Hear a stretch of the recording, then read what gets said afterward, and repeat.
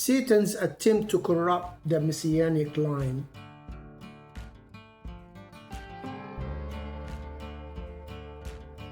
Hello and welcome to No Crown in Heaven for Bible Knowledge, studying Genesis verse by verse. Today we are in chapter 38. Last time I mentioned that I will try to take chapter 38 and 39 together side by side to compare the acts of Judah and the acts of Joseph in regards of sexual temptation. However, I cannot do that. It's too much information needed to be discussed in these chapters. So we're just gonna go through the chapters one by one, and then by the end we'll make that side-by-side comparison. But for now, we need to go into chapter 38 because it has so much that we need to take it slowly. So Genesis 38 verse 1, it came to pass at that time that Judah departed from his brothers and visited a certain Adullamite whose name was Hira. And Judah saw there a daughter of a certain Canaanite whose name was Shar. And he married her and went into her. So she conceived and bore a son, and he called his name She conceived again and bore a son, and she called his name Onan. And she conceived yet again and bore a son, and called his name Shelah. He was at Chezib when she bore him. Then Judah took a wife for his firstborn, and her name was Tamar. But Judah's firstborn was wicked in the sight of the Lord, and the Lord killed him. And Judah said to Onan, "Go into your brother's wife and marry her and raise up an heir to your brother." But Onan knew that the heir would not be his. And it came to pass when he went into his brother's wife that he emitted on the ground, lest he should give an heir to his brother. And the thing which he did displeased the Lord, therefore he killed him also. Then Judah said to Tamar, his daughter-in-law, "Remain a widow in your father's house till my son Shelah is grown," for he said, lest he also die like his brothers. And Tamar went and dwelt in her father's house. Now, we have to go back and understand that there was a promise given to Abraham. And the promise is, in your seed, all the nations of the earth will be blessed, or the people of the earth, or the families of the world, which is a promise of the Messiah, Jesus. Now, Abraham was very strict on choosing a wife for his son Isaac, and he told him, "You should not take a wife for my son from this people, the Canaanite." Now, that was for Isaac. Now, Isaac had Esau and Jacob. Esau went and married two Canaanite women, and so he despised God's promise by selling the first birthright, and also went and married a Canaanite woman that did disqualify him from keeping the bloodline of a Messiah, the Messianic bloodline, from the Canaanite. and it's going to get really complicated very soon. Now, Jacob, same way Rebecca said to Isaac, send him to Laban, my brother, so he wouldn't marry a Canaanite woman. And Jacob went and had Leah and Rachel and the two maidservants, and had the 12 sons. So now we read here what Judah is doing. Judah is the one that's chosen for the Messiah to come from the tribe of Judah. So let's take this step by step. Why the Canaanite was rejected, and why, while they are rejected, God sent Abraham to their land. We have went through this in chapter 9 in episode 20, the 22nd episode. I'm going to put that on the screen. So if you want to go back and watch it, that Canaan is the son of Ham, the son of Noah. And Canaan was cursed because of a sinful act that involved Ham and probably involved Canaan also. We went through this in details in that chapter. So you can go ahead and watch it. If you want to pause this one and watch the 22nd episode and come back here, or you watch it later. But the Canaanite was cursed by Noah. That curse was not because Noah was angry at the sin of his Ham and the result of it, or Canaan, but it was a prophecy. The Canaanite, Canaan himself,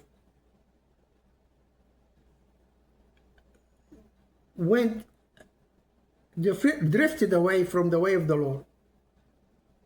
Ham himself, his father, drifted away from the way of the Lord. He committed an awful sin and resulted into that curse. So we have to just connect everything together. God chose Abraham, and he witnessed God's witness for Abraham. For I know that he will teach his children and his household the way of the Lord. We cannot forget that factor or that principle. Teach your children and your household the way of the Lord, God, for I know he would do that. So that's why God chose Abraham and took him from Ur of the Chaldean to Canaan, the land of the people who are cursed because of the sin of their fathers, which continued. They will continue to gradually getting wicked more and more and more, generation after generation, because of the fact that Ham did not teach his children the way of the Lord, and that children did not their children the way of the Lord. They just keep getting into wicked ways time after time until Abraham reaches their land. He lives among them. Isaac lived among them. Jacob, after coming back from serving Laban's, lived with them. God intervened with him and met him many times until he made a change in his life and told his children and his family and his household, remove all the idols, purify yourself, change your garments, all that. We went over all that. So there is a principle that God wants his people to follow. And even when we come to Deuteronomy, God strictly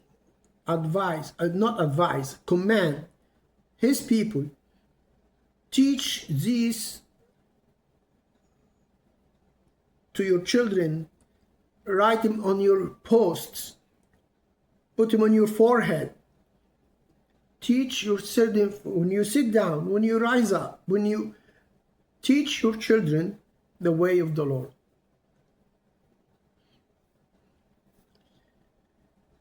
So the Canaanite has been drifted away and worshipped idols and wicked practices, especially in a sexual way, all the time, from Noah's time, Canaan, and then all the way to Abraham, to Isaac, and now Jacob, and now Judah. So that's several hundred years.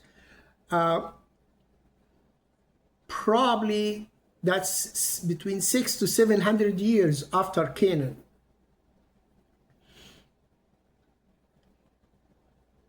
And now we read in verse 1, it came to pass that at that time that Judah departed from his brothers. That's the first mistake.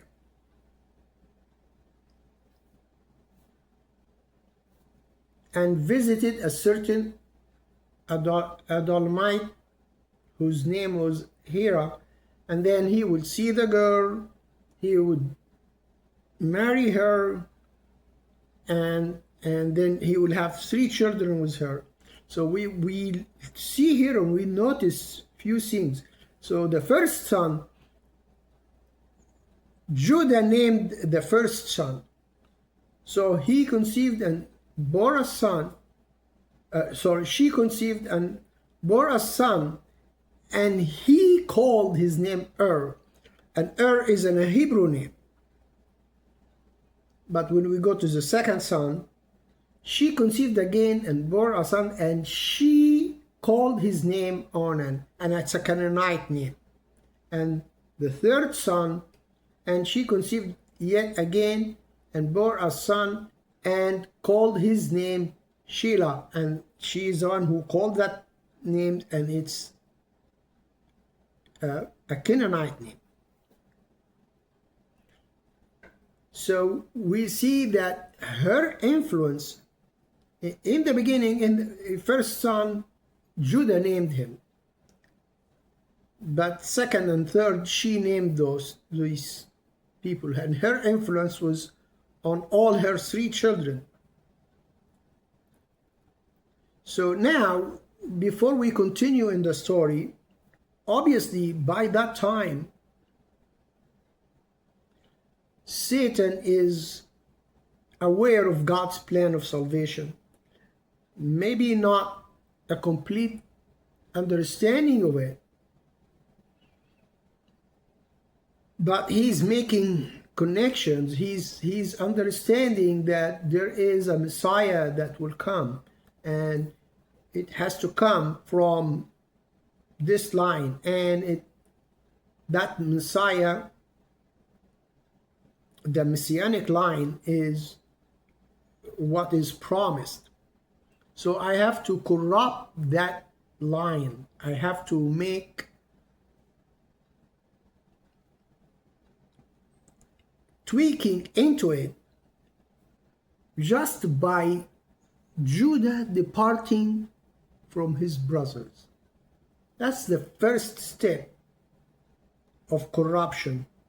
1 Corinthians 15:33, do not be deceived. Evil company corrupts good habits. And that's the first fall of Judah. He departed from his brothers and have a Canaanite friend, or a Adullamite, which from the same region, and then he would see a Canaanite woman and he would marry her. This Canaanite woman obviously has a bad influence on her children, that they were wicked And because they were wicked, like the first one, although his father named him, but he turned out to be wicked and God killed him. So God is the giver of life and also the taker of life. And when he takes life, he takes it for a purpose, either for a believer or a non-believer. God orchestrates everything, giving us a free will, but in control of everything happening. So God took the life of a wicked man to protect the Messianic line. And it's going to get more complicated. Now, his brother, Onan, we see his act, and God displeased the Lord, and God killed him also.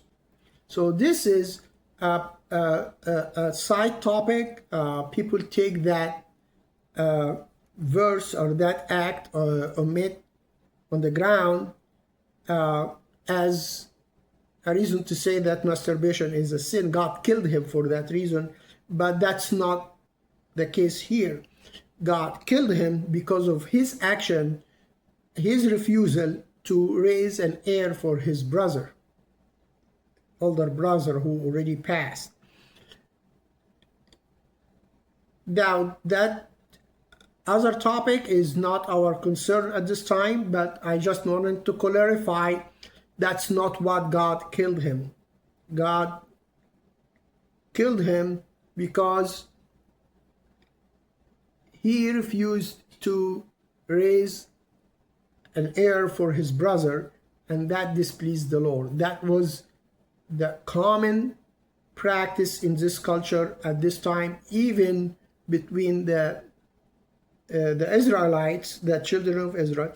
Even it's commanded in Moses' law that when somebody die without having children, that his brother or kinsman, as we see in Ruth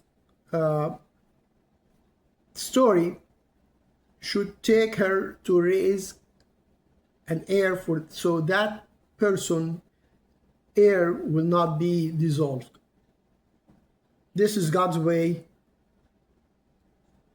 and we have to understand this is what it is. So it's not because of omitting on the ground and masturbation. That's not because it wasn't that way. However, that doesn't apply for this discussion. So Onan died. Judah, see, his two firstborn, and the second dies. His interpretation is not because of their wickedness. He's more confused because of all his company, the evil company that corrupted his characters, and his so he would not see that the wickedness of his children caused their death, and he will think superstitious about Tamar, that she is the reason for them to die. Now, so this here is complete blindness about the wickedness that his children is doing, and just putting the blame on something else. And so many times we do this in our lives, and we don't recognize our own fault. And he should have seen the effect of his wife on his children that made them wicked. But he couldn't see that. He just said, lest the third one die, stay at your father's house as a widow. And at this point, he has no intention to have his third son to get her as a wife to raise an heir for his brother or his brothers in this way. So we will come to that most likely in the next episode. But we need to talk about Tamar. Tamar is an Hebrew name. So she is not a Canaanite. The Bible never indicates where she's from, but her name is Tamar because David also has a daughter. Her name was Tamar, or Tamar.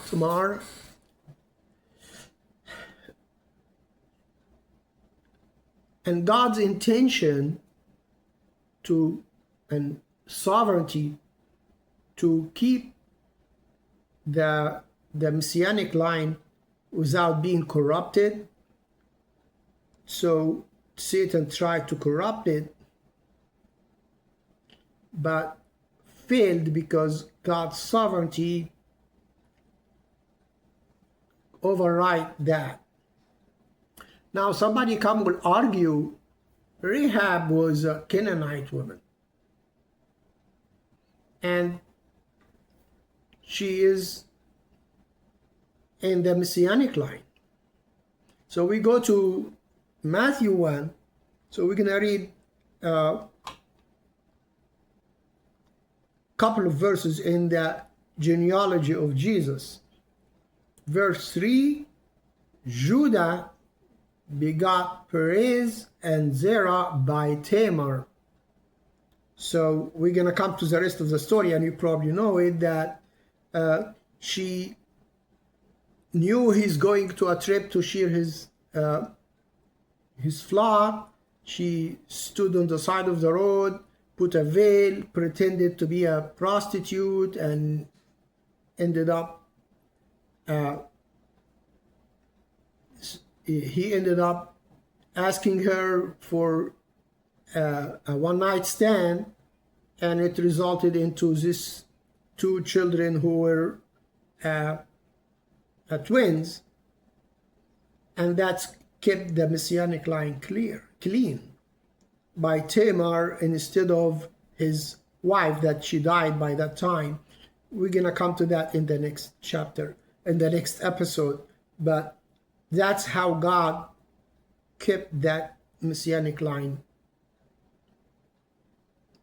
So what is the difference between his wife? His wife's name is mentioned later in the chapter, and forgive me for pronouncing names because it's different. Actually, her name is not mentioned. So later on, she dies. She had 3 children. 2 died for their wickedness. We don't know what happened to the third, but he didn't marry Tamar, and God protected. So this wife was wicked, and that's why she was rejected as a Canaanite who was cursed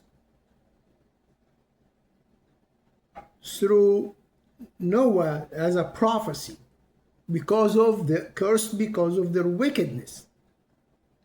But Rahab is the one who believed, and by faith that curse was not applied to her, and God used her not only to be saved but also to be listed in the Messianic line for the Messiah in Matthew 1 verse 5. Solomon begot Boaz by Rahab. Boaz begot Obed by Ruth. Obed begot Jesse, and Jesse is the father of David. So we have 4 women listed in the genealogy of Jesus. Tamar is the first, Rahab is the second, Ruth is the third, Bathsheba is the fourth. And each one of them truly represent the grace of God and represent the embracing of the Gentile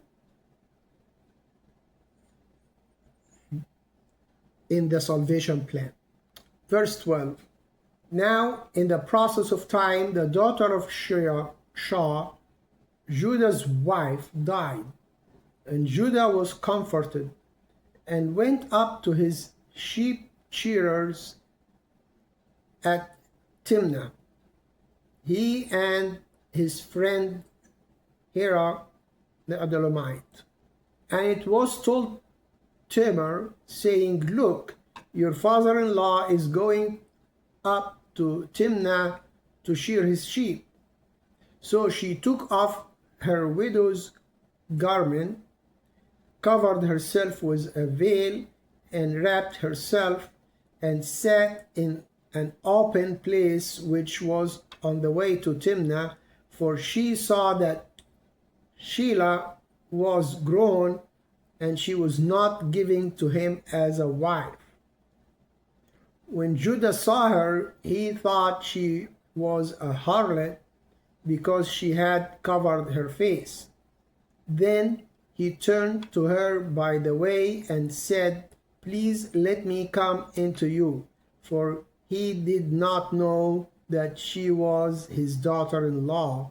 So she said, What will you give me that you may come into me? And he said, I will send a young goat from the flock.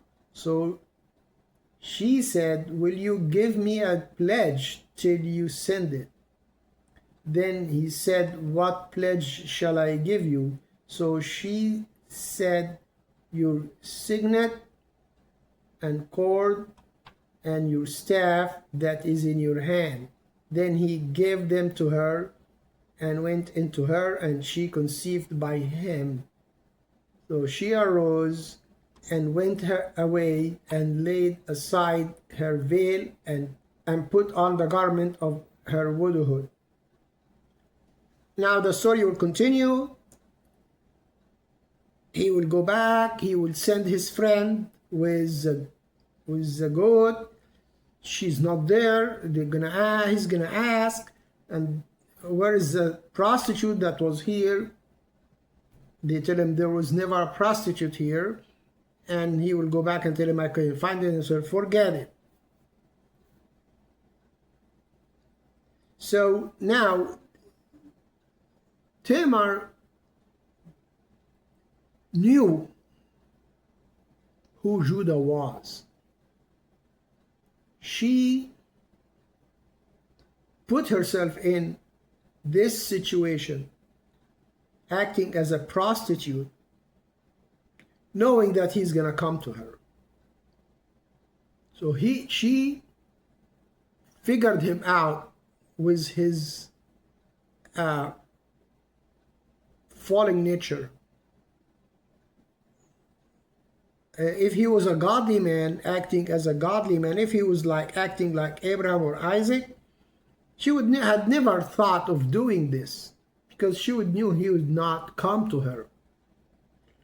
But she acted this way, knowing he's gonna come to her and ask her, and planning on to do all this, asking for a pledge, so she would have items that belongs to him to prove to him that the offspring is yours. It's gonna come to that. But this another thing showing that his life was not the life that would represent godly way. And the story will continue. Read the rest of the chapter. She will be discovered to be pregnant. He will say, bring her here. She needs to be stoned to death or whatever. And then she would come and present these things that he gave to her, the staff, the signet, and the cord. And he will realize and he would say, "You're more righteous than me."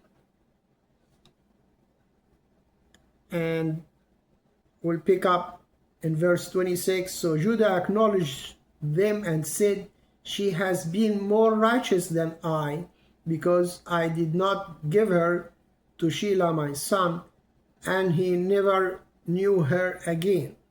So she would give birth to two children, and the story of one will stick his hand out, and they put a scarlet ribbon around his wrist, and then so you say this one came first.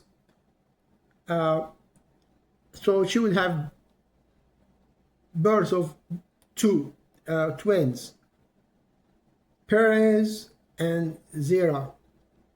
So going back to Matthew chapter 1, Judah begot Perez and Dora by Tamar. Perez begot Hezron, and Hezron begot Ram. So we see that she is in the Messianic line, replacing his Canaanite woman, who could have been, in that she had the same opportunity to be in the Messianic line if she believed, but she was wicked and she taught her children wickedness. Judah himself was a wicked man for that, but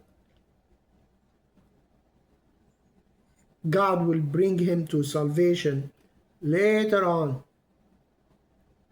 after all these years, when Joseph is discovered and they will go get grain, and all that will change.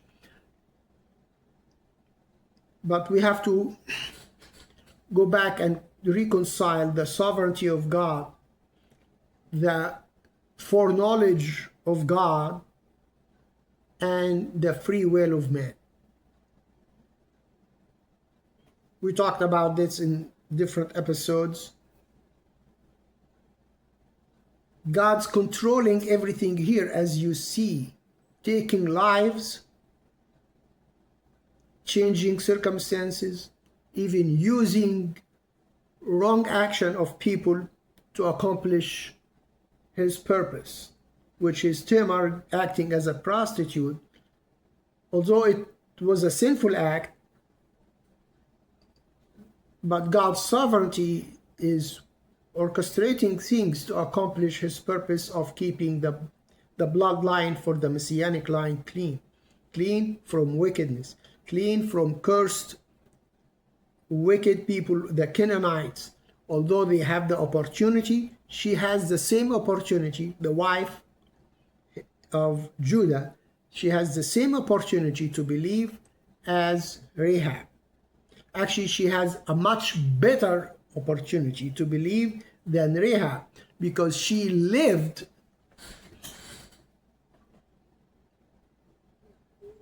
time while she's connected to somebody who knew the true God. A lousy believer, but he knew the true God. He worshipped the true God. He named his son in a Hebrew name. But Rahab, she never met anybody from the children of Israel. She heard it.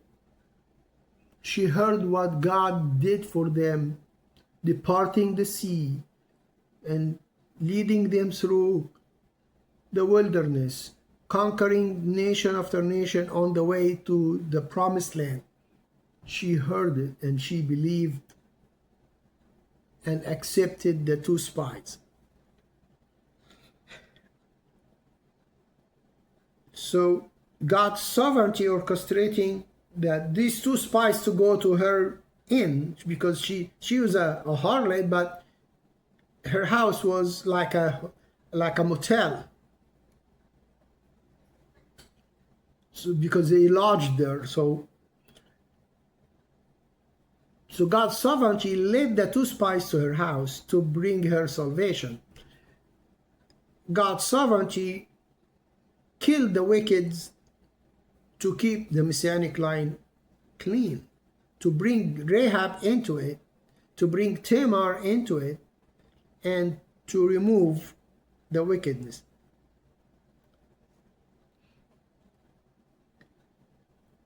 And the free will is still acting in the same way. God did not take the free will from Judah, from his wife, from Tamar. Everybody acted by their free will, but for knowledge of God, God knowing the future, God searching the heart, knowing their heart and what they will do, orchestrated the events around them to accomplish his purpose and his plan. So with that, we will conclude this chapter. We will go next time to chapter 39, and then after that we'll compare Joseph and Judah in their actions. Thank you very much for watching, and we'll continue next time. God bless you, and please subscribe.